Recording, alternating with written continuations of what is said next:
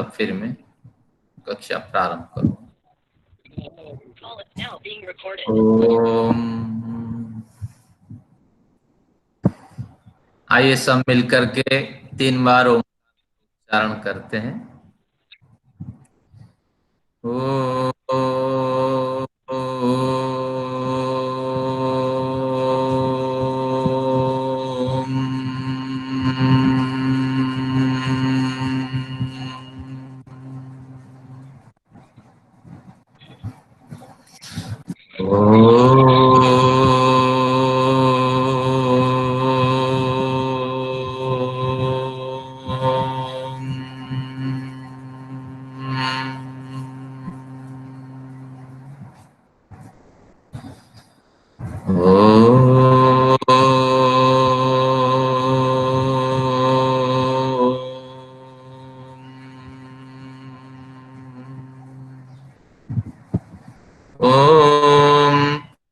शांति शांति शांति।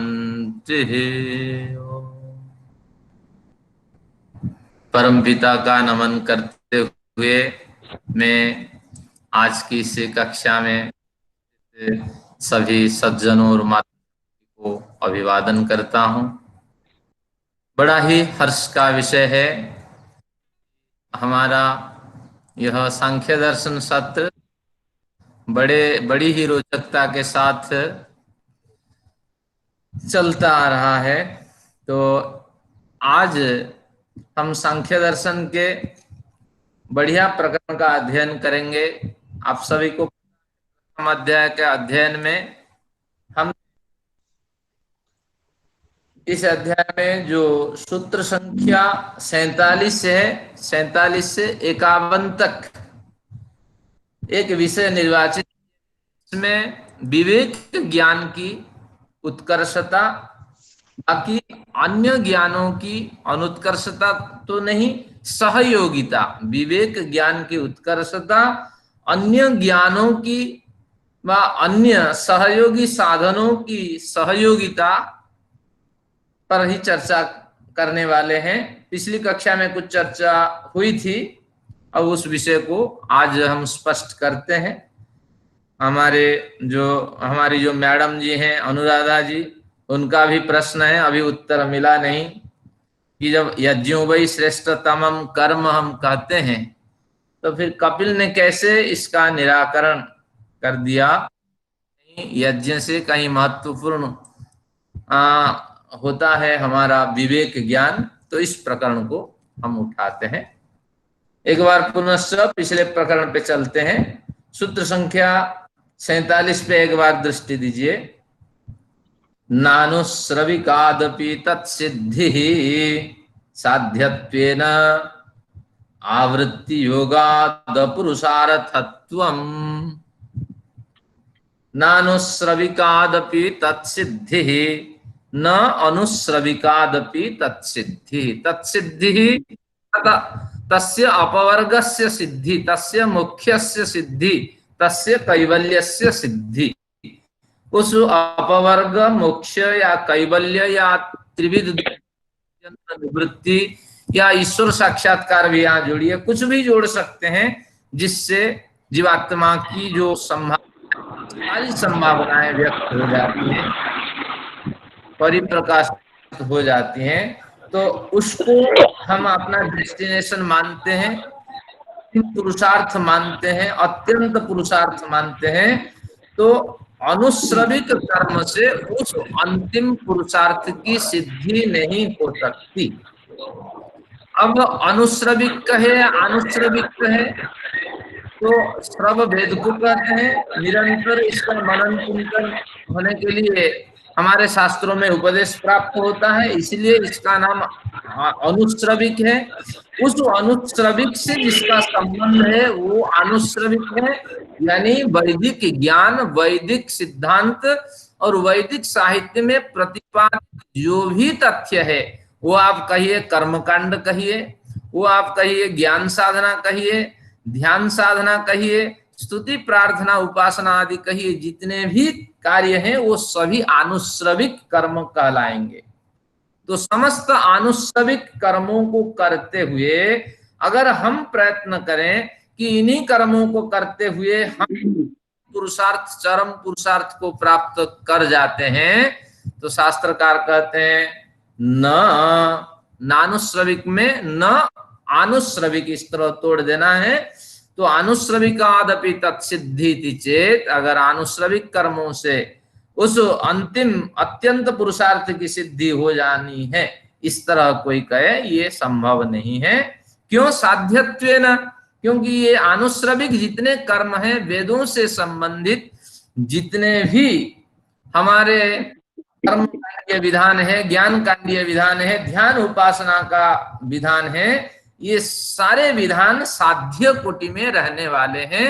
क्योंकि इसके द्वारा क्या होगा कि समाज का तो कल्याण होगा, व्यक्तिगत भी कल्याण होगा, लेकिन बड़े पैमाने पर जो इस कल्याण की हम आशा करते हैं वह नहीं होगा। क्योंकि इसको करते हुए हम दूसरों पे आश्रित रहेंगे, इसको करते हुए उन्हीं मंत्रों की बार बार आवृत्ति करनी होगी, तो एक मशीनरी वर्क हो जाएगा, एक क्लरिकल वर्क हो जाएगा। तो इसलिए जब तक बौद्धिक क्षेत्र में हम नहीं उतरते हैं, तब तक कोई बड़ा लाभ नहीं होने वाला है, बड़ी उपलब्धि नहीं होने वाली है। तो जो भी कर्म अनुश्रविक कर्म होंगे, वेदों से संबंधित जो भी कर्म किए जाएंगे, उनका तो अपना महत्व है ही, लेकिन फिर भी उन महत्वों से मिलने वाला जो स्थान है, मिलने वाले जो अगले जन्म के अवसर हैं, ये साध्य के है। क्योंकि हम कभी भी प्रयत्न करके ये सारे कार्य अकेला नहीं कर सकते। वेद विहित कार्य, यज्ञ के लिए बड़े श्रम करने होते हैं, बहुत साधन इकट्ठे करने पड़ते हैं, लकड़ी संग्रह करना पड़ता है, और गाय की सेवा करनी पड़ती है, दूध से जमा करके घी बनाना पड़ता है। एक व्यक्ति साध्य नहीं है, तो जितने व्यक्ति साध्य है उतने व्यक्तियों में सारे बंट जाएंगे। तो अब कहते हैं कि इससे मिलने वाला जो है बहुत तो बढ़िया फल है, लेकिन ये आवृत्ति योगा, देखिए फिर कहते हैं साध्यत्व, साध्य के कैटेगरी में जब आता है तो इसकी आवृत्ति होगी, क्योंकि ये पुण्य के कर्म कहलाएंगे, और ये सकाम पुण्य होने के कारण जैसे हमारे बैलेंस होगा उस हिसाब से बार बार हमें आना पड़ेगा, और संसार में आए तो दुख मिलेगा, और जब दुख ही हमारे साथ निरंतर चल ही रहा है, तो इसलिए हमें अत्यंत पुरुषार्थ कहाँ मिला और त्रिविध दुखों की अत्यंत निवृत्ति कहाँ हुई। तो इसलिए इस प्रश्न पे इतना कह करके वो शांत हुए। जब हम 51 पे जाएंगे, फिर हमें जो अनुराधा मैडम जी का प्रश्न है, उस समय हम सबको उनके प्रश्नों के उत्तर मिल जाएंगे, व हम मिलकर के उनके प्रश्नों का उत्तर दे देंगे। अब आते हैं 48 में, बढ़िया प्रश्न है।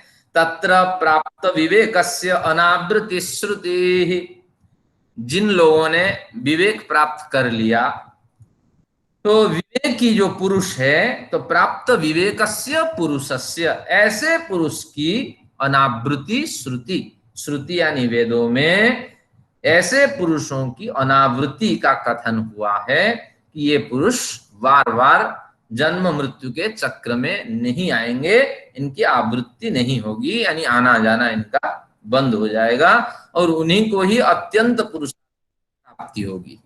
अब यहाँ प्रश्न है कि जो सूत्र की कुछ शैली होती है, सूत्र साहित्य की ये शैली है कि ऊपर जो बातें कही गई है, कुछ बातों के ऊपर सूत्रों में अनुवृत्ति होती है। अनुवृत्ति यानी बार बार उनको नहीं कहेंगे, उन तत्वों को, कुछ उन तत्वों में से कुछ हिस्सा ले करके हम क्या करते हैं ना, अगले सूत्र में उसकी संगति बैठाते हैं। तो आप कुछ हिस्से ले आइए उसमें। आनुश्रविकादपि, यानी अनुश्रविक कर्म करते हुए प्राप्त विवेकस्य पुरुषस्य, यानी जो विवेक प्राप्त करने वाला पुरुष होता है उसी की ही अनावृत्ति श्रुति होती है। ऐसा नहीं है कोई कहे केवल ही मैं ध्यान उपासना है, विवेक ज्ञान से युक्त होकर के ही समाज में व्यवहार करूं, तो मुझे कोई वेदानुष्ठान, वेद विहित कर्मानुष्ठान नहीं करना है, तो ये हो नहीं सकता। तो अब कहेंगे कपिल तो कहीं पर भी नहीं लिखा, इस सूत्र में 48 में नहीं लिखा, केवल उसने लिखा है कि प्राप्त विवेक पुरुष की ही अनावृत्ति श्रुति होती है, इसलिए वेद विहित कर्मानुष्ठान हमें नहीं करना है। अगर ये तर्क देते हैं, ये तर्क सिद्ध नहीं होगा। क्यों नहीं होगा? कुछ सिद्धांत होते हैं, जैसे आप बड़े बड़े शास्त्र अध्ययन करेंगे, सिद्धांत में एक अपवाद होता है। हर एक सिद्धांत कुछ ना कुछ अपवाद लेके आता है। मैं कुछ रखता हूं जिससे ये विषय आपको क्लियर हो जाएगा। एक सिद्धांत हम बनाते हैं कि जो सन्यासी है वह सन्यासी सम जमा न्यास, न्यास यानी त्याग, सम यानी भली प्रकार। तो सन्यासी क्या करता है? भली प्रकार सभी विषयों का त्याग कर देता है। धन, पुत्र, मर्यादा, मान मर्यादा, और यहां तक संध्या, अग्निहोत्र, दान, पुण्य, सब कुछ त्याग कर देने वाला होता है, इसलिए उसका नाम सन्यासी है। ये सन्यास का सिद्धांत है। दूसरा सिद्धांत मैं दिखाता हूं कि बिना संध्या किए, बिना समय पर संध्या किए कोई भी अनुष्ठान नहीं करना चाहिए। ये हुआ दूसरा सिद्धांत। और तीसरा सिद्धांत कपिल का दिखा देता हूं कि प्राप्त विवेक की ही मुक्ति की प्राप्ति होती है, अनुश्रविक कर्म करने वाले की मुक्ति की प्राप्ति नहीं होती। ये तीन सिद्धांतों में पहले सन्यासी सिद्धांत में चलेंगे। मैंने क्या कहा था कि आपके पास पेन है तो लिखिए, हर सिद्धांत अपवाद से युक्त होता है। सिद्धांत और अपवाद आज का प्रकरण है।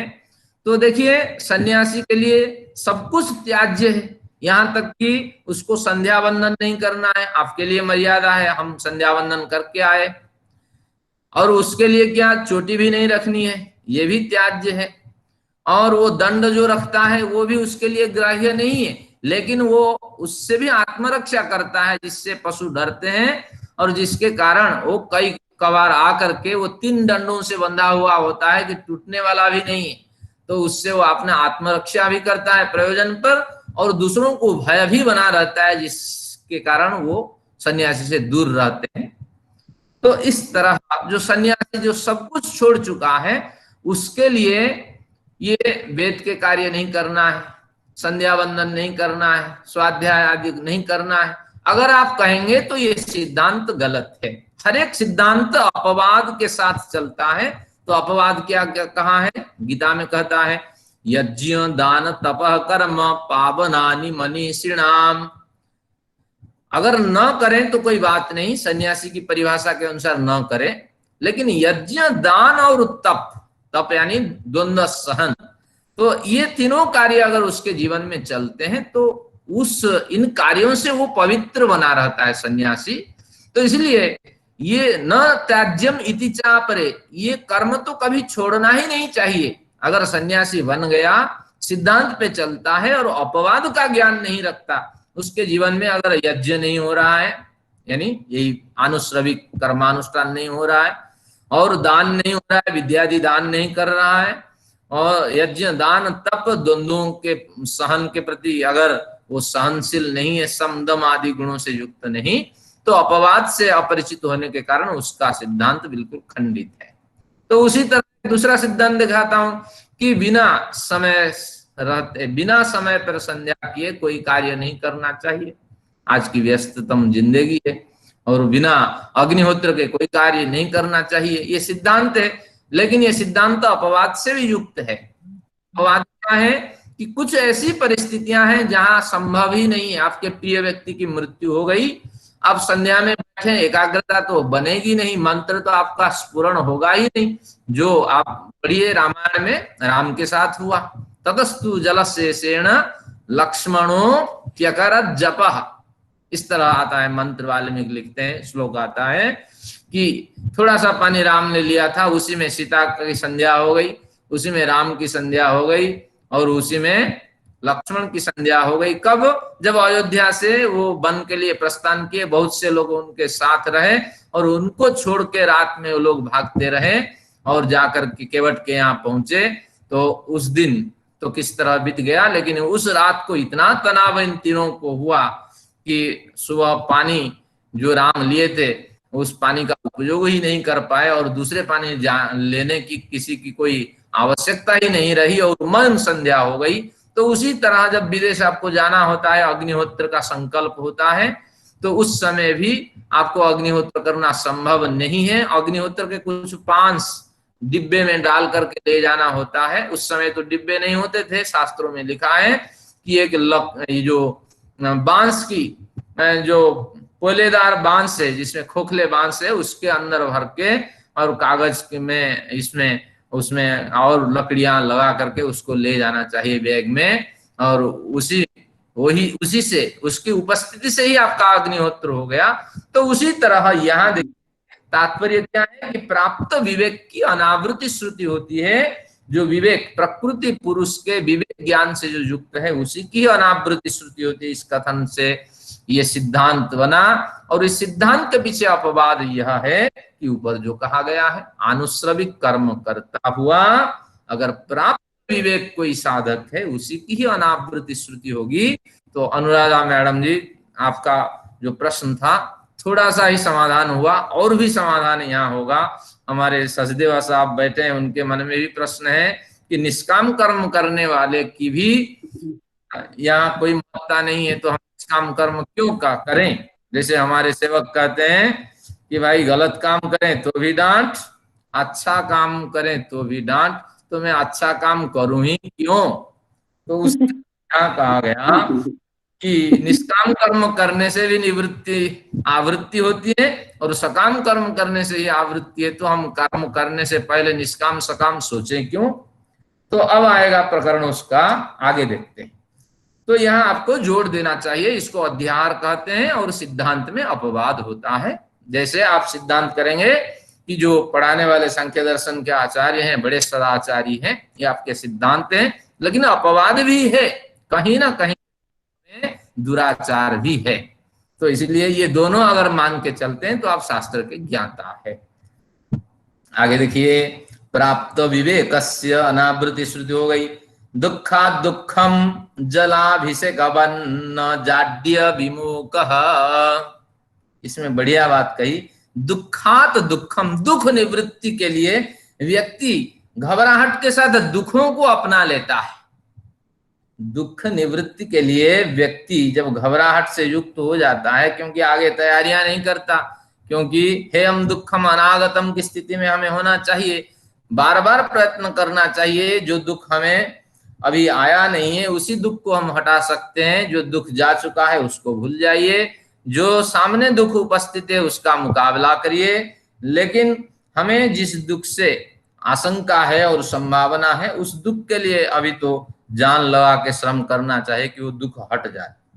तो इस ज्ञान से जो रहित व्यक्ति है, दुखा दुखम उदाहरण है, जैसे शीत प्रधान देश है वहां भयंकर ठंड पड़ती है, लेकिन जो लोग अपरिचित हैं कई बार घूमने आ जाते हैं, कहाँ ना दिसंबर और जनवरी के महीने में, जो गर्म प्रधान देश के लोग हैं जब दिल्ली आ जाते हैं तो उस समय दुखा दुखम, यहाँ तो उनको तो कोई समझ नहीं थी क्योंकि पहले कभी आए नहीं, कोई अनुभव नहीं था, उनको बताने वाला भी कोई नहीं था। यहाँ आकर के ठिठुरने लगते हैं और जो कुछ मिलता है वो उसको ओढ़ करके किसी तरह जीवन बिताते हैं। तो इस तरह दुखों की निवृत्ति के लिए जो असंयमी व्यक्ति है वो क्या करता है, एक दूसरे दुख को भी ग्रहण कर लेता है।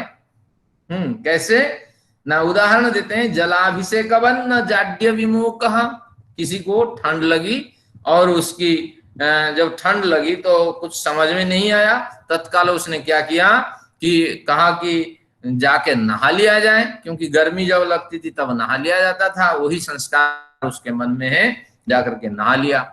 अब एक तो ठंड की ठंड है और नहाने की ठंड है, तो जिस तरह पीड़ित व्यक्ति रहता है तो असंयमी व्यक्ति इस तरह एक दुख से बचने के लिए दूसरे दुख को अपना लेता है और दुखों से पीड़ित होता है। तो उसी तरह उसको तो दुखों की निवृत्ति नहीं होती, यानी अत्यंत पुरुषार्थ की प्राप्ति में व्यक्ति जो जो काम करता रहता है, समझ न होने के कारण, असंयमी होने के कारण उसमें उसकी गलतियां हो जाती है। जैसे आपने दान दे दिया, लेकिन दान दे दिया क्रियादेयम लज्जयादेयम, सामाजिक लज्जा से भी दान दे दिया जाता है, और दान तो आपने कर दिया, लेकिन ना समझ होने के कारण उस दान देने का एक अधिकार आपके मन में रहा और वहां पहुंचा जिस संस्थान में दान दिया, जो भी समय हुआ, और पहुंच करके आपने क्या किया कि देखा कि जब इतना पैसे मैंने दिया तो कम से कम मेरा भी तो सम्मान होना चाहिए, इधर उधर झांकने लगे और बढ़िया कार्यक्रम हुआ, उसका आनंद आपको नहीं मिला, लेकिन आपको आपका अधिकार नहीं मिला, तो वो बेचैनी आपको बनी रही। तो दुखा दुखम, दान देते वक्त भी दुख हुआ, अरे सामाजिक लज्जा से ये लोग पीछे पड़े हैं, नहीं तो मेरी बदनाम होगी, कंजूस आदमी कहलाएंगे, उस समय देते वक्त भी दुख। और वहां पहुंचकर बढ़िया कार्यक्रम हुआ, लेकिन वहां भी आपको दुख मिला। तो इस तरह आप समझ लेना चाहिए कि समझ होना चाहिए और संयम होना चाहिए, तब मिलेगा। तो इस तरह आपको समझना चाहिए कि जो भी असमझ पूर्वक, नासमझ पूर्वक, अविवेक पूर्वक जो भी कार्य करते हैं दुख निवृत्ति के लिए, वो कार्य भी आवृत्ति का कारण है, उस कार्य से अनावृत्ति नहीं हो सकती, यानी बार बार आने का ही कारण है। तो कोई भी कार्य करें समझ पूर्वक करें, कार्य करते हुए, बल्कि शास्त्रों में कहा गया, आत्मनिरीक्षण का एक सूत्र है, हर कार्य करते हुए अपने से पूछें क्यों कर रहा हूं भैया, ना इसमें मुझे कोई लाभ है, तो इस लाभ से मेरी आवृत्ति होगी या अनावृत्ति होगी, पूछ ले अपने को। अगर मन कहता है बिल्कुल अनावृत्ति नहीं होगी, आवृत्ति ही होगी, तो उस कार्य को छोड़ दीजिए। अगर अपने से नहीं पूछेंगे तो कोई समाधान आपको नहीं मिलने वाला है, कार्य आप करते जाएंगे करते जाएंगे। तो बार बार अपने से पूछने के लिए ये आत्म समीक्षा करता है। हम सब बैठ करके इस चर्चा क्यों करते हैं, अपने से पूछिए, क्योंकि हमारी प्रवृत्ति है कि अनावृत्ति की ओर 2 कदम हम चले, 10 कदम चले, क्योंकि सक्सेस इज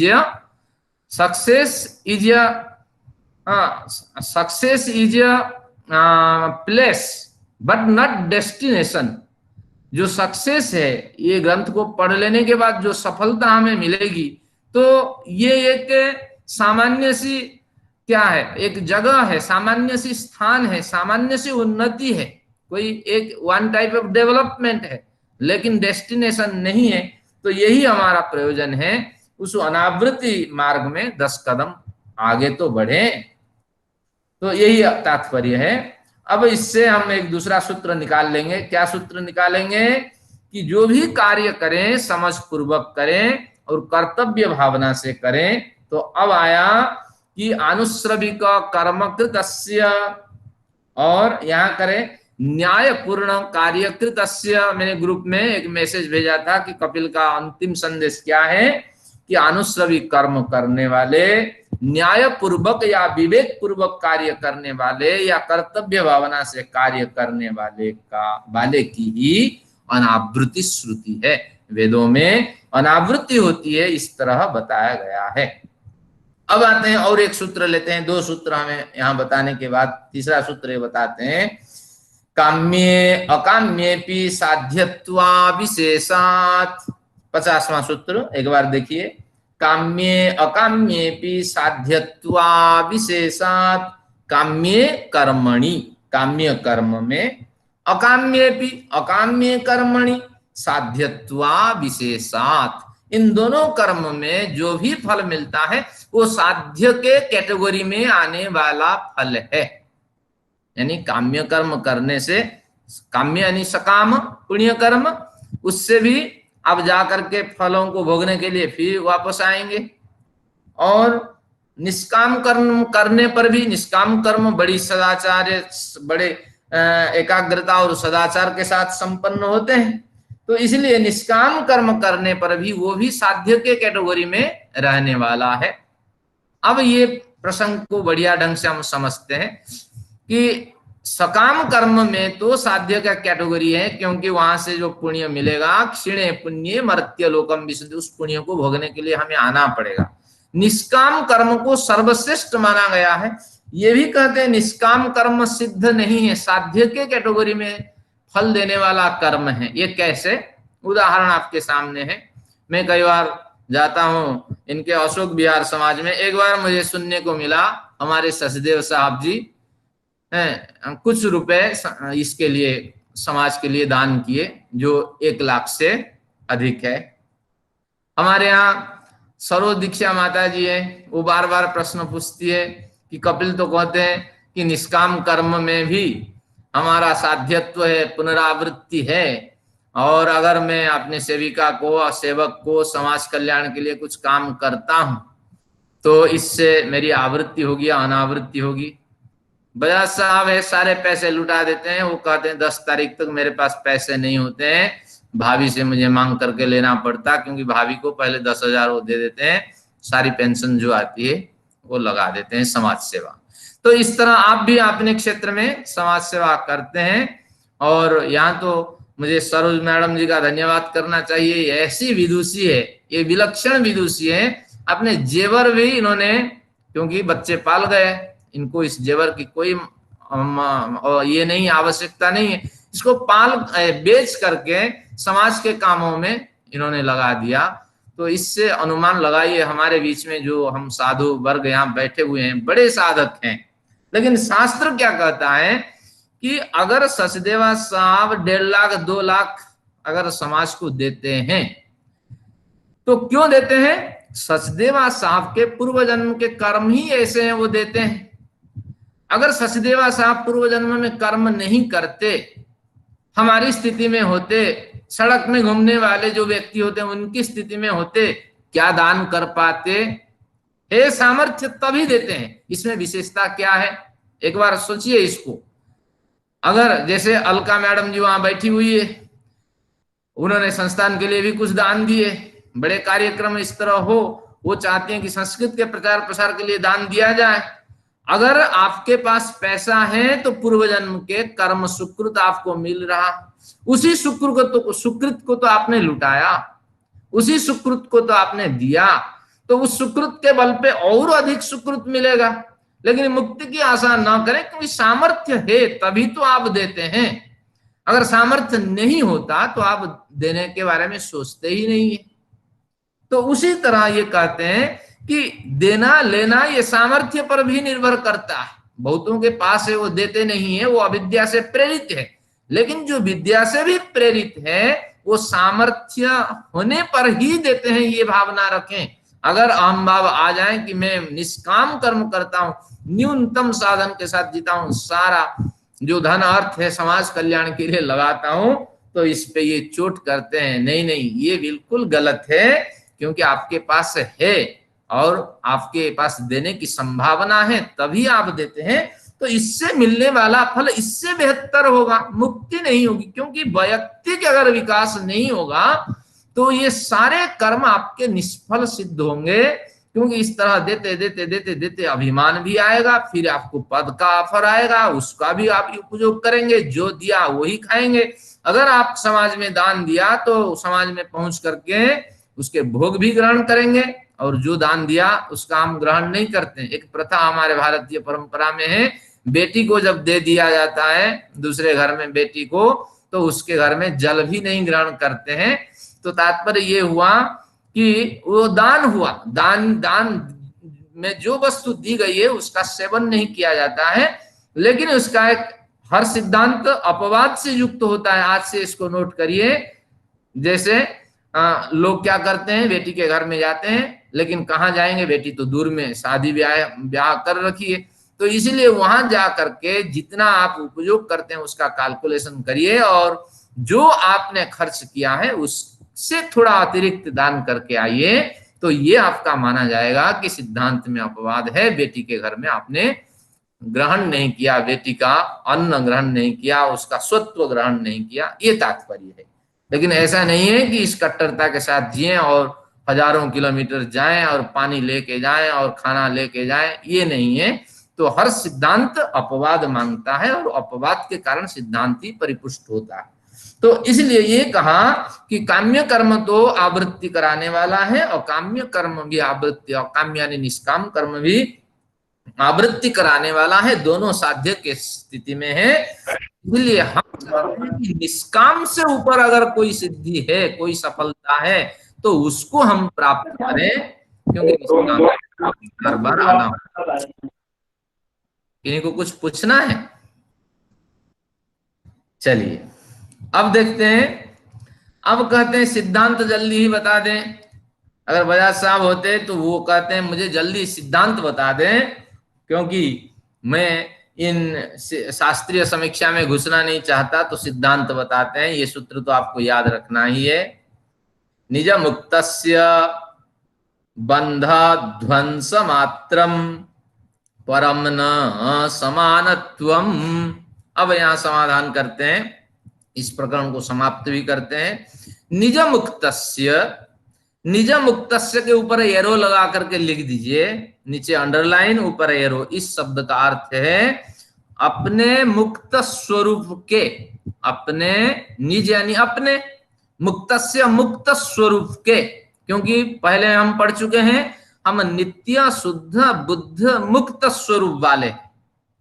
तो निज मुक्तस्य अपने मुक्त स्वरूप के, फिर कहते हैं कि बंधा ध्वंस मात्रम, हमारा बंधन किस कारण से? अविवेक के कारण। तो अविवेक रूपी बंधन के केवल ध्वंस हो जाने पर ही, अपने मुक्त स्वरूप के अविवेक के कारण प्राप्त हुए बंधन के ध्वंस हो जाने पर ही, नाश हो जाने पर ही परम कैवल्यम, परम कैवल्य ही समझना है। यानी अपने मुक्त स्वभाव कहीं बंधा हुआ है, दुर्दैव वसात दास्यम अनुभवद राजकलत्रमिव। जो राज कर्मचारी होते हैं, जैसे द्रौपदी है, तो द्रौपदी दुर्दैव वसात शैलेंद्री के यहाँ, शैलेंद्री नाम लेकर के वो विराट राजा के यहाँ, हाँ, शैलेंद्री के नाम लेकर के मत्स्य देश में द्रौपदी दासी बन के रही, लेकिन कामपि कमनीयताम आवहति, वहां रह करके भी द्रौपदी के जो सौंदर्य है वो सौंदर्य का विनाश नहीं हुआ। तो हम मुक्त, निज मुक्त स्वभाव से हम मुक्त है, लेकिन बंधन को, अविवेक के बंधन में पड़े हुए हम भी। जब कभी कहीं सत्संग की चर्चा होती है, सदाचार की चर्चा होती है, तो द्रौपदी जैसे दासी बनकर के भी सौंदर्य से युक्त थी, तो उस तरह उस चर्चा को भी हम बढ़ाते हैं, उस चर्चा में भी भाग लेते हैं। अगर पार्टिसिपेट करने का अवसर मिलता है उसमें भी हम भाग लेते हैं। तो सकारात्मक जो शक्तियां हैं उनके वृद्धि में हम प्रयत्न करते हैं। तो ये यही कहना चाहता है कि अपने मुक्त स्वरूप के अविवेक के कारण प्राप्त हुए बंधन को ध्वंस कर देना ही परम, यानी परम कैवल्य है, न समानत्वम। पूर्व में जितनी बातें बताई गई है, क्या क्या बातें बताई गई है कि अनुश्रविक कर्म करने से आपको परम कैवल्य की प्राप्ति होगी। यह परम जो है, ये परम कैवल्यम, इसके ऊपर भी एरो लगा करके लिख दीजिए 51वें सूत्र में, ये प्रमुख बिंदु है। तो परम यानी परम कैवल्य, उन्होंने कहा अनुश्रविक कर्म से परम कैवल्य की प्राप्त नहीं होती है। और फिर कहा कि अगर न्यायपूर्ण या कर्तव्य भावना से किए गए जितने कर्म हैं, 49वां सूत्र का अर्थ है कि न्यायपूर्ण विवेक पूर्वक कर्तव्य भावना से किए गए जितने कर्म हैं उनसे भी आपको परम कैवल्य की प्राप्ति नहीं होती है, और काम्य कर्म में भी परम कैवल्य की प्राप्ति नहीं होती है, निष्काम कर्म में भी परम कैवल्य की प्राप्ति नहीं होती है। तो कहाँ होती है कि निज मुक्तस्य, अपने मुक्त स्वरूप के धोखे से, अविवेक के कारण प्राप्त हुए बंधन के टूट जाने पर ही, बंधन के नष्ट हो जाने पर ही परम कैवल्य की प्राप्ति होती है। इस पंक्ति के साथ हमें ये सारी पंक्तियां जोड़ देनी है। अब क्या बनेगा कि अनुश्रविक कर्म करने वाले के, कर्म करने वाले का, फिर कहेंगे कि शास्त्रानुसार न्यायपूर्ण कर्म करने वाले का, काम्य निष्काम कर्म करने वाले का, ऐसे प्राप्त विवेक का, यानी ऐसे कर्म करते हुए जिस व्यक्ति को विवेक प्राप्त हो जाता है, तो वही व्यक्ति ही क्या करता है, परम कैवल्य के अधिकारी बनता है। इसको संस्कृत की पंक्ति में मैंने ग्रुप में डाल दिया है, देख लेना। अब मैं संस्कृत में बताता हूं, क्योंकि मेरा जो मीडियम रहा संस्कृत रहा, तो इसलिए मुझे संस्कृत अच्छा लगता है। अनुश्रविक कर्म कृतस्य, अनुश्रविक कर्म करने वाले व्यक्ति के कहते हैं कि न्यायपूर्ण कर्म कृतस्य व कर्तव्य भावनया कर्म कृतस्य, निष्काम कर्म कृतस्य पुरुषस्य, ऐसे पुरुष के अगर प्राप्त विवेकस्य साधकस्य वा अनावृत्ति श्रुति, ऐसे पुरुष की अनावृत्ति श्रुति होती है जिसके कारण जो निज मुक्त स्वरूपस्य बंध ध्वंस मात्रम, तो जो अपना जो मुक्त स्वभाव वाला स्वरूप है उसी स्वभाव में जो बंधन प्राप्त हुआ है वो बंधन टूट जाता है और उसको परम कैवल्य की प्राप्ति होती है। तो भली भांति समझ लेना कि केवल ही प्राप्त विवेक पुरुष की मुक्ति नहीं होती है, इन सभी कर्म करने वाले पुरुष की ही मुक्ति की प्राप्ति होती है। वेद से चलेगा, न्यायपूर्ण कार्य करेगा, निष्काम कर्म का अनुष्ठान करेगा और इसको करते हुए अगर उस पुरुष को विवेक ज्ञान की प्राप्ति हो जाए तो निश्चित रूप से वो जीवन मुक्त बनेगा। फिर जीवन मुक्त के बाद फिर वो कर्म प्रधान शरीर में रहेगा, उसके शरीर में भोग नहीं रहेगा, कर्म ही कर्म रहेगा, केवल सामान्य शरीर को बचाने के लिए भोग ही ग्रहण करता रहेगा। तो सांख्य दर्शन इसमें आएगा, उस दिन बढ़िया चर्चा होगी, शास्त्र के सिद्धांत कर्मा से आदि स्पष्ट होंगे। वो जो हमारी माता जी कल वेद संस्थान के एक व्याख्यान चलता है, वेद का व्याख्यान, तो कंचन माता जी ने कुछ विषय स्पष्ट किए, तो उस दिन और विषय स्पष्ट होंगे। कुछ वृत्तियां होती हैं, उन वृत्तियों से सूक्ष्म होते हैं संस्कार, वो संस्कार फिर दो होते हैं, वासना और धर्माधर्म। इन दोनों के माध्यम से आपका कर्मास की ओर एंट्री होती है, यानी कर्मास नीचे हैं और उसके दोनों द्वार हैं। तो इस तरह कौन से कर्म आपके वासना में आएंगे, कौन से धर्माधर्म में आएंगे, तो किस समय ये दोनों संस्कारों में से जो आपका धर्माधर्म संस्कार ये नष्ट नहीं होता, ये फल देता है आपको, ये नष्ट नहीं होता है, वासनाजन्य संस्कार आपका नष्ट होता है, आप जीवन मुक्त बनते हैं। तो ऐसे जीवन मुक्त जो पुरुष होता है वो प्राप्त विवेक होता है और इन माध्यम से हो जाता है। तो फिर 3 तरह के शरीरों की चर्चा होगी। सांख्य दर्शन का अध्ययन होते होते सारे भारतीय सिद्धांत आपको स्पष्ट हो जाएंगे। लेकिन रुचि रखिए, मैं केवल आपको केवल रुचि जगाने के लिए आपके अंदर ये बातें मैंने बताई कि वृत्ति, संस्कार, दो भेद, कर्माशय, फिर फल प्राप्ति इत्यादि चक्र की चर्चा होगी, लेकिन सूत्र पे करेंगे, अभी नहीं करते हैं। तो हो गया, विषय स्पष्ट हो गया कि वेद के काम करिए, न्यायपूर्ण कार्य करिए, निष्काम कर्म का अनुष्ठान करिए, प्रकृति पुरुष के विवेक ज्ञान से हमेशा जुड़े रहिए, तब फिर आपका जो बंधन है तो प्राप्त विवेकस्य अनावृत्ति श्रुति, बंधन टूटेगा और अनावृत्ति श्रुति होगी। तो अब मैं आपसे वो शीट पढ़ने के लिए निवेदन करता हूं। मैंने एक शीट भेजी है।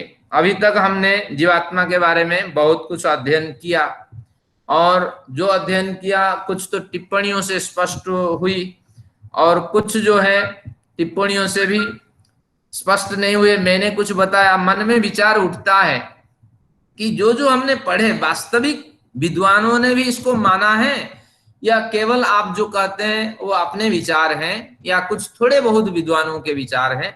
तो शंकराचार्य लगभग 8वीं 9वीं शताब्दी में पैदा हुए, तो उन्हीं से हमें बहुत कुछ जानकारी मिली। तो हमारे जो सिद्धांत हैं, जो अद्वैत सिद्धांत, फिर सिद्धांत बनते गए, अद्वैत के बाद शुद्धाद्वैत बने, विशिष्टाद्वैत बने और द्वैताद्वैत बने, फिर अचिंत्य भेदावद भेद बने, ये बड़े सिद्धांत बने। ये वेदांत दर्शन के सारे सिद्धांत है। उस अद्वैत दर्शन के जो संस्थापक आदि शंकराचार्य, उन्होंने कैसे माना था, अभी हमने पढ़ लिया। जो जीवात्मा प्रकरण है उसमें जीवात्मा व्यापिनः नित्यस्य, क्रियाशील है, नित्य है, अविनाशी है।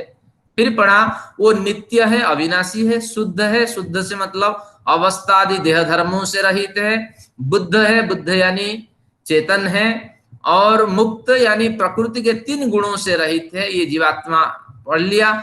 अब यहाँ पढ़ा कि इन कार्यों को अगर करके 3-4 कार्य हैं वेद का, न्यायपूर्ण कार्य, निष्काम कर्म का अनुष्ठान इत्यादि करके अगर वो प्रकृति विवेक से युक्त होता है तो उसकी मुक्ति हो जाती है।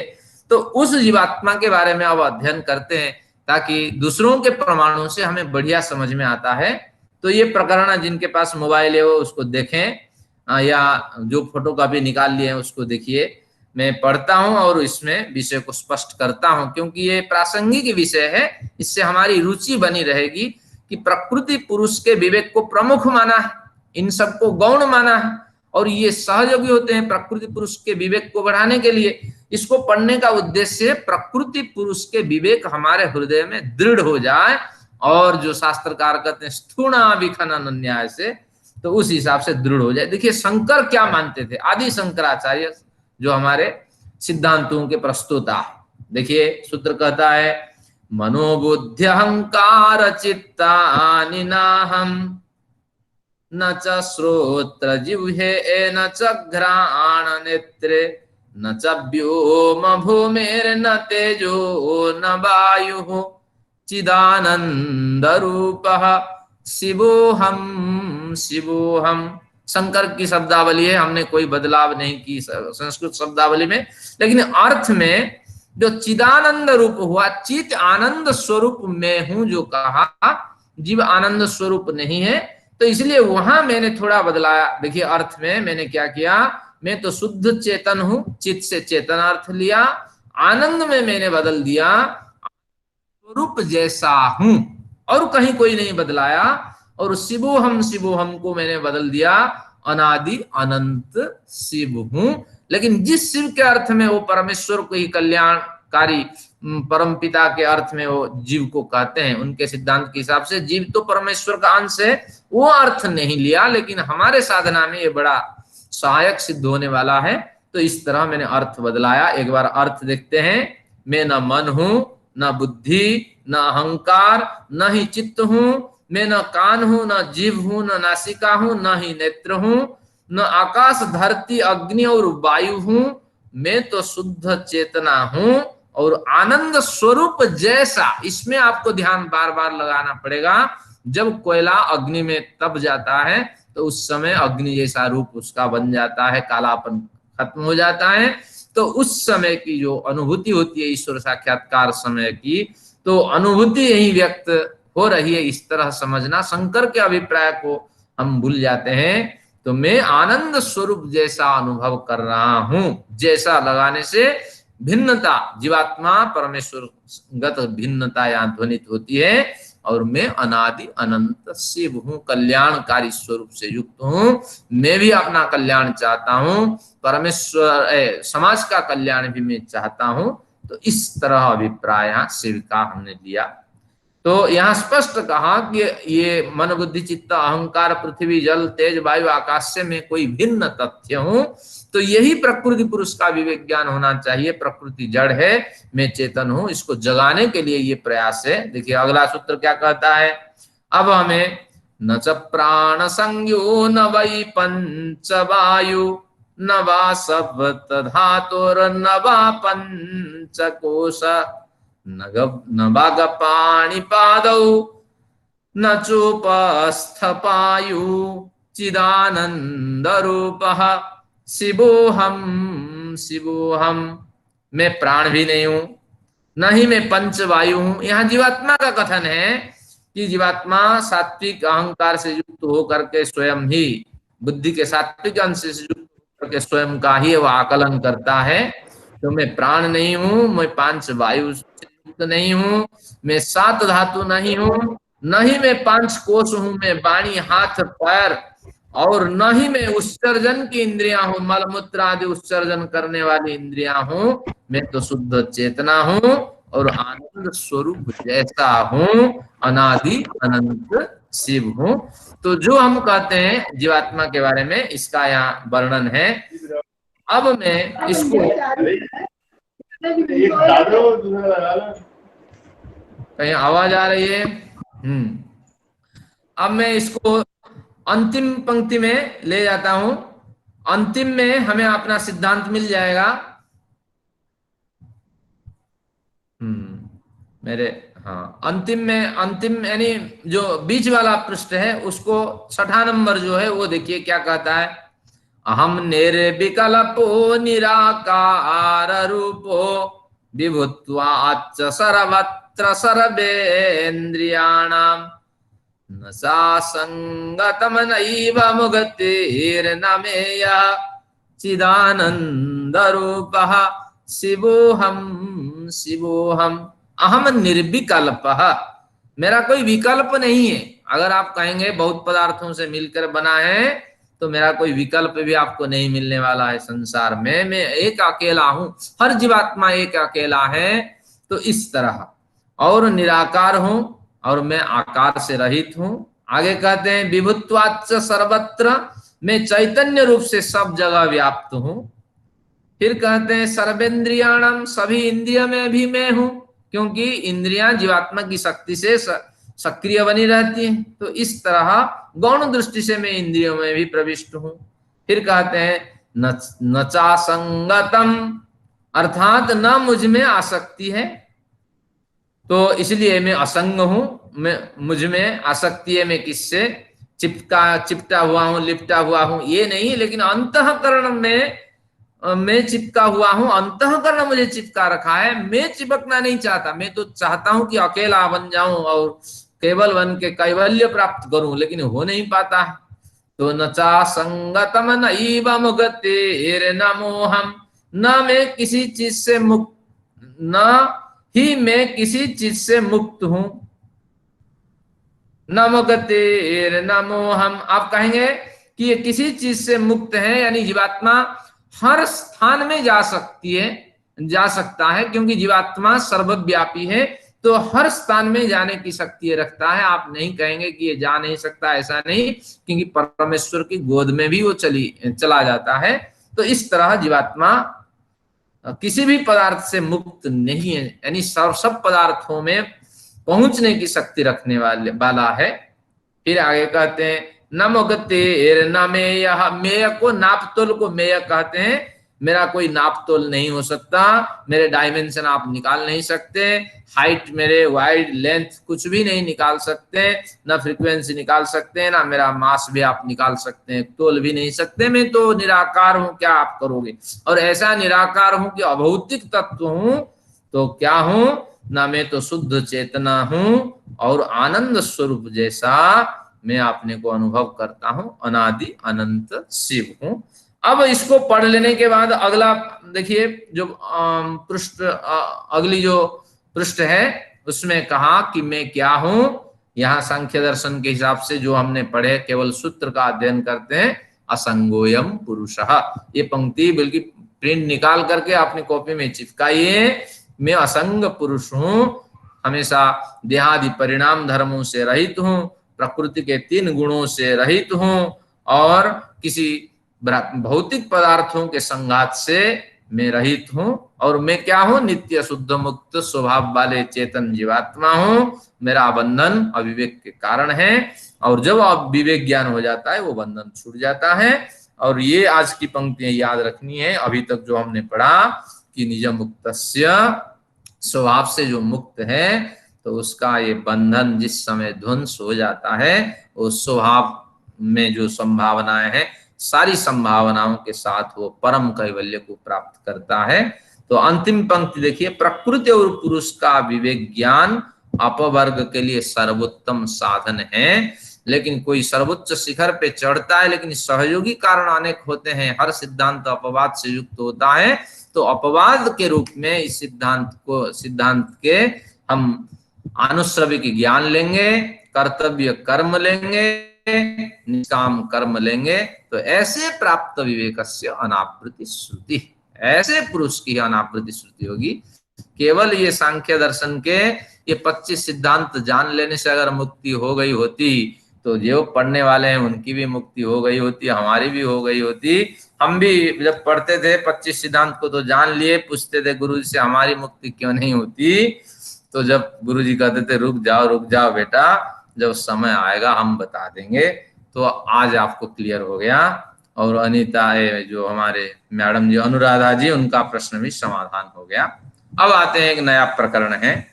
ये प्रकरण प्रत्यक्ष प्रमाण की ओर हमें संकेत करेगा।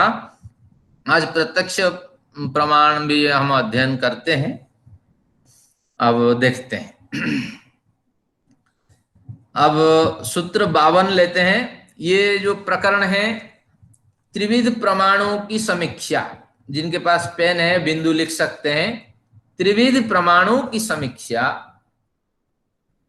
तो इनमें सबसे पहले प्रत्यक्ष प्रमाण की जो समीक्षा होगी, तो ये आपकी समीक्षा 52 से शुरू होगी और ये आपके खत्म हो जाएगी 64 में।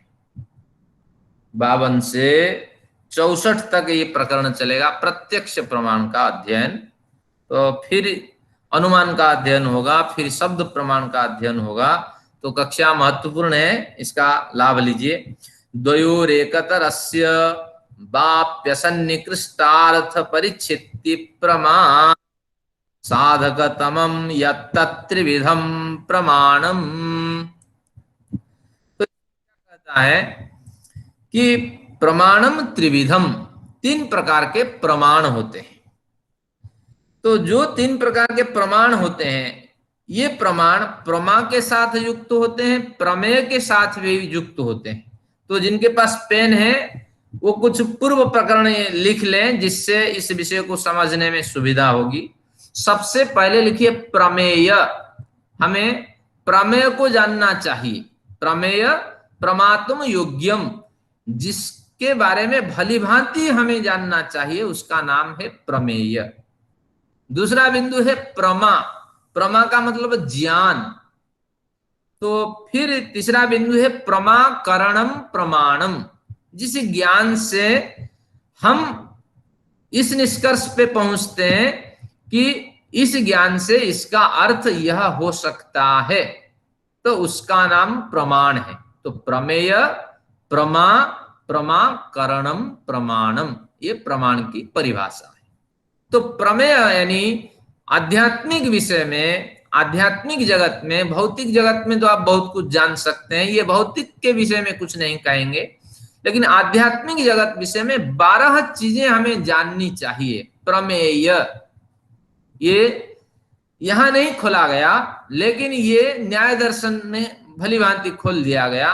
क्या 12 चीज है ना? आत्मा नंबर 1, शरीर नंबर 2, आत्मा शरीर इंद्रिय नंबर 3, आत्मा शरीर इंद्रिय अर्थ, इन इंद्रियों के जो विषय होते हैं ये 4, आत्मा शरीर इंद्रिय अर्थ, इंद्रिय अर्थ बुद्धि, फिर आत्मा शरीर इंद्रियार्थ बुद्धि मन, आत्मा शरीरेंद्रियार्थ बुद्धि मन प्रवृत्ति, प्रवृत्ति के बाद दोष, आत्मा शरीर इंद्रियार्थ बुद्धि मन प्रवृत्ति दोष, प्रत्यभाव, प्रत्यभाव फल, इसके बाद फल, दुख और अपवर्ग, ये 12 होते हैं। एक बार फिर देखिए, आत्मा शरीर इंद्रिय अर्थ मन बुद्धि, आत्मा शरीर इंद्रियार्थ बुद्धि मन, हाँ आगे पीछे कर लीजिए, बुद्धि मन प्रवृत्ति दोष प्रत्यभाव फल दुख और अपवर्ग। अध्यात्म जगत में ये 12 चीजें हमें जान लेनी चाहिए, तब जाकर के हम भली भांति प्रमाणों को लगा सकते हैं। तो अब केवल हमें यहां संक्षिप्त रूप से प्रमेयों का उल्लेख कर देना है। धीरे धीरे ये प्रकरण आएंगे, मैं स्पष्ट करता जाऊंगा। अब इन ओर जो ज्ञान हमें संकेतित करता है, उस ज्ञान का नाम है प्रमा। जिन ज्ञानों के माध्यम से, जिस ज्ञान के माध्यम से इन 12 वस्तुओं को जानने में हमारी रुचि उत्पन्न होती है, हमें सहायता मिलती है, तो उस ज्ञान को हम कहते हैं प्रमा। और इस प्रमा के जो साधन होते हैं, प्रमाकरणम, प्रमा के जो साधन होते हैं, इस ज्ञान के जो साधन होते हैं, आध्यात्मिक विषय को जानने में जो ज्ञान है, उस ज्ञान के जो साधन होते हैं, उसका नाम है प्रमाण। और सांख्य दर्शन 3 प्रमाण मानता है। हम दूसरे दर्शनों में 4 प्रमाण मानते हैं कि प्रत्यक्ष, अनुमान, उपमान, शाब्द। यहां उपमान को नहीं मानता है, अनुमान के अंदर उसको डाल देता है। और सांख्य दर्शन में कभी प्रश्न उठता है, जैसे प्रश्न उठा था पहले कि योग दर्शन में कितने सिद्धांत हैं, मैंने बताया था 26, और सांख्य दर्शन में कितने सिद्धांत हैं, मैंने बताया था ये 25। तो इस तरह प्रश्न उठेगा कि सांख्य दर्शन में कितने प्रमाण हैं? तो 3 प्रमाण हैं, प्रत्यक्ष, अनुमान, शब्द। अन्य दर्शनों में 4 प्रमाण हैं, प्रत्यक्ष, अनुमान, उपमान और शब्द। तो अब पढ़ते हैं, ये त्रिविधम प्रमाणम कह करके इसको क्लियर कर दिया। प्रमाण 3 प्रकार के हैं। द्वयोरेकतरस्य द्वयोः प्रकृति पुरुषयोः, प्रकृति पुरुष दोनों के ज्ञान के लिए। फिर कहते हैं बानी अथवा अपि असन्निकृष्टार्थ परिच्छित्ति, परिच्छित्ति का अर्थ निश्चय। तो असन्निकृष्ट, असन्निकृष्ट का मतलब अज्ञात। और क्या अर्थ बनाना? द्वयोः प्रकृति पुरुष, इन दोनों के ज्ञान को स्पष्ट करना हो, या असन्निकृष्टार्थ परिचिति, इन दोनों के जो अज्ञात सिद्धांत हैं, प्रकृति के बहुत से सिद्धांत हमें पता नहीं है, प्रकृति किस तरह व्यवहार करती है और किस तरह ईश्वर के आदेश से फल उपलब्ध कराती है। पुरुष के शास्त्रगत सिद्धांतों को हमने पढ़ा है, लेकिन प्रत्यक्षादि प्रमाणों से उसको भी नहीं जान पाया। केवल कोई कहता है कि चांदनी चौक में बढ़िया जलेबी मिलती है, सुनकर के अगर आप कहेंगे कि हाँ चांदनी चौक में बढ़िया जलेबी है, ये गलत है। बहुत सी दुकानें, किस दुकान में बढ़िया जलेबी मिलती है और कौन खा के आया है, जब तक आप जाके नहीं खाएंगे तब तक पुष्ट नहीं होगा। तो अभी तो हम केवल कान से सुनते हैं या शास्त्रों के द्वारा अध्ययन करते हैं। ये कहते हैं द्वयोः एकतरस्य, इन दोनों सिद्धांतों में से अगर सभी का ज्ञान हो गया है तो भी आपको प्रत्यक्षादि प्रमाण की आवश्यकता है। अपि असन्निकृष्टार्थ परिच्छित्ति, अगर नहीं है किसी एक का भी, तो अज्ञात जो अर्थ है उसका निश्चय करने के लिए इसी प्रमा की आवश्यकता है। प्रकृति पुरुष, उससे संबंधित जो 12 प्रमेय है, उनके ज्ञान को जानने के लिए एक प्रमा की आवश्यकता है। प्रमा यानी ज्ञान की आवश्यकता है। तत्साधकतमम, उस प्रमा को साधन के रूप में, उस प्रमा के साधक बनने वाला, उस प्रमा के जो साधन हैं, उन साधनों में जो अतिशय साधन है तो वही प्रमाण है। तो प्रमाण का क्या परिभाषा है कि प्रमा साधकतमम प्रमाणम, प्रमा के ज्ञान के अत्यंत साधक जो साधन है तो वही साधन ही प्रमाण कहलाते हैं। और प्रमाण 3 प्रकार के होते हैं। तो आगे कहते हैं कि तत्सिद्धौ सर्वसिद्धिर्नाधिक्य सिद्धि। ये कहते हैं बहुत शास्त्रों में बहुत से प्रमाण गिनाए गए हैं। संपूर्ण आप दर्शन पढ़ लेंगे, 8 प्रमाण दर्शन शास्त्र में मिलेंगे। ये 3 मानते हैं, कोई 4 मानता है, कोई 5 मानता है, कोई 7 8 मानता है। तो इसके पीछे ये तर्क देते हैं। तत्सिद्धौ, तत्सिद्धौ तेसाम त्रयाणाम प्रमाणानाम सिद्धौ, इन 3 प्रमाणों की सिद्धि हो जाने पर भी सर्व सिद्धे, सभी प्रमाणों की सिद्धि हो जाती है। नाधिक्य सिद्धि, अधिक सिद्धि की आप इच्छा न रखें, केवल 3 प्रमाण को आप जान लें, सब कुछ जान लेंगे। तो अब हमारे पास 3 प्रमाण को जानने के लिए केवल 1 मिनट बचा है। केवल पंक्ति की आवृत्ति की जा सकती है या कक्षा के लिए धन्यवाद का ज्ञापन किया जा सकता है। अब प्रत्यक्ष तक पहुंच ही नहीं पाए, वहीं से हम लुढ़क गए। तो अब हमें स्पष्ट हुआ कि 3 प्रमाण हमें पढ़ना है। अगली कक्षा में कमर बांध करके आप आइए, क्योंकि प्राचीन काल में जब लड़ाई होती थी ना, पहले कमर बांधने की बात थी, क्योंकि उस समय तो पैंट नहीं था या स्पेशल ड्रेस नहीं होते थे, धोती पहन के लोग लड़ाई करते थे। तो इसलिए इनका कहना है पहले कमर में मजबूत बांध होना चाहिए, बंधन होना चाहिए, ताकि वस्त्र न खिसके। तो उस तरह बड़े काम करने के लिए आप मन बनाइए। फिर कुछ स्वाध्याय करके आएंगे और कोशिश करेंगे कि प्रत्यक्ष और अनुमान दोनों प्रमाण अगले बार हम पढ़ लें। तो इस तरह का बढ़िया आज का प्रकरण रहा। निज मुक्तस्य बंध ध्वंस मात्रम परम, यानी अपने मुक्त स्वभाव जो बंधन के कारण दबा हुआ है, तो उसको निवृत्ति कराने के लिए जो बंधन है अविवेक, उसको हटा देना ही परम कैवल्य है, परम पुरुषार्थ है और जीवन का चरम उद्देश्य है। तो मैं परमेश्वर से प्रार्थना करता हूं आपके अविवेक धीरे धीरे नष्ट हो और सहयोगी कारणों का आप अनुष्ठान करते रहिए। तो से है, और आप में से कोई आज की कक्षा के बारे में 1-2 मिनट कुछ विचार दें। आचार्य जी, 3 प्रमाण एक बार फिर से बता दीजिए कि इसमें सांख्य में कौन से 3 प्रमाण हैं? हाँ, प्रत्यक्ष, हाँ, अनुमान और शब्द प्रमाण। और शब्द प्रमाण। हाँ, प्रत्यक्ष, चौथा अनुमान, कौन सा है? चौथा कौन सा है जो नहीं है? उपमान। उपमान नहीं है। हाँ, उपमान। प्रमाण के प्रकरण में मैं ये चारों को आपको स्पष्ट करा दूंगा, लेकिन ये सत्यार्थ प्रकाश में भी है, ये सत्यार्थ प्रकाश में भी किया हुआ है स्पष्ट। हाँ, सत्यार्थ प्रकाश में इसकी चर्चा है। तो मैंने 18 बार पढ़ा सत्यार्थ प्रकाश। हाँ, आज प्रमुख चर्चा में जो 12 प्रमेय पदार्थों का मैंने उल्लेख किया है उसको आप नोट करके रखिए। हमें जानना है, अभी तो आत्मा जान। 12 भी लिखवा दीजिए, अगर वो कुछ लिखे हैं, कुछ हाँ, रह ही गए, पूरे अब तो लिखे इससे 12। संभव नहीं, मैं ग्रुप में डाल दूंगा कि प्रमेय, जो 12 प्रमेय हमें जानना है जीवन में। उनको नंबर से डाल दीजिएगा जरा। हाँ, मैं ग्रुप में। शायद 1-2 रह गए हैं मेरे, 1-2 नहीं लिख पाई। हाँ, तो कोई बात नहीं, जब ग्रुप में आ जाएगा तो उस समय प्रत्यक्ष आपके सामने आएगा। प्रत्यक्ष प्रमाण से बढ़कर प्रमाण कुछ नहीं होता है। बढ़िया वर्तनी शुद्धि के साथ शब्द आएंगे। तो आज का सत्र नहीं, अब जैसे समाप्त करते हैं। परमात्मा प्रत्यक्ष दिखाई नहीं देता तो फिर अनुमान से चलते हैं ना। हाँ, लेकिन अनुमान से चलेंगे, अनुमान से। अनुमान से फिर प्रत्यक्ष में पहुंचेंगे और परमेश्वर का यहाँ साक्षात्कार भी होगा। इसकी भी प्रत्यक्ष में आपको संकेत, इसका भी संकेत मिलेगा।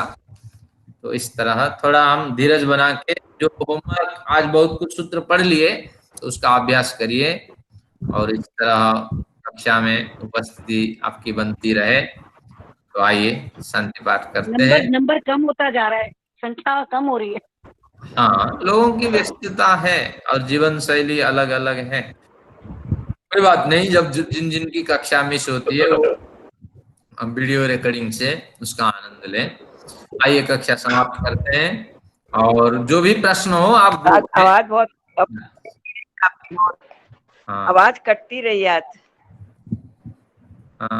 देखते हैं वीडियो में कैसे आती है आवाज। आइए शांति पाठ करते हैं।